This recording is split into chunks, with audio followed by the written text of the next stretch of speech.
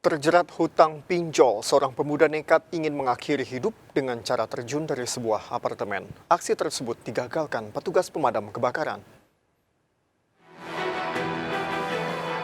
Sejumlah petugas pemadam kebakaran terus membujuk seorang pemuda untuk tidak melompat dari lantai 4 apartemen Jalan Meruya Ilir Kembangan, Jakarta Barat.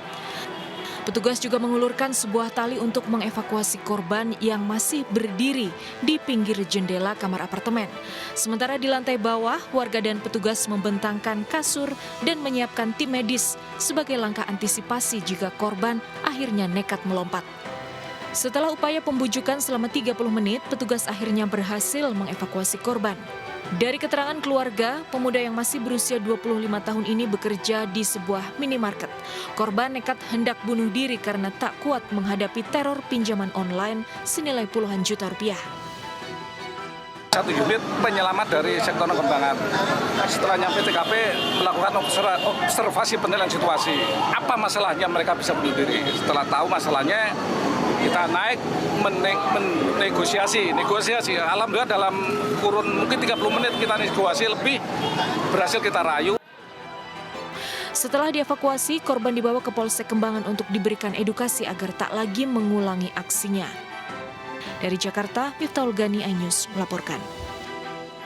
Kejaksaan Agung melelang 15 mobil mewah dan 1 motor gede hasil rampasan dari kasus korupsi PT Asuransi Jiwasraya. Barang rampasan tersebut diperkirakan bernilai 11 miliar rupiah lebih. 15 mobil mewah dan 1 unit motor gede ini merupakan hasil rampasan kasus korupsi PT Asuransi Jiwasraya.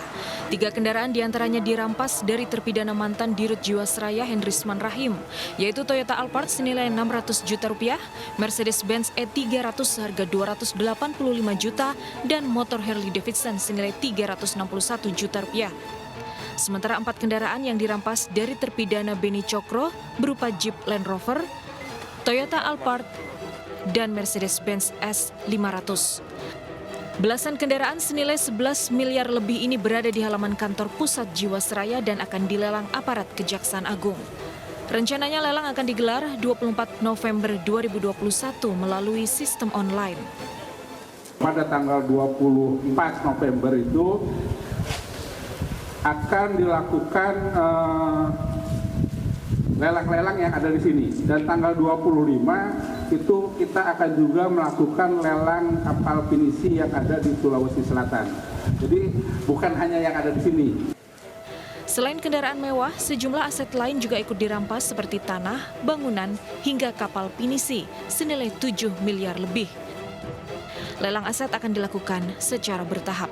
Dari Jakarta, Rani Sanjaya, iNews melaporkan.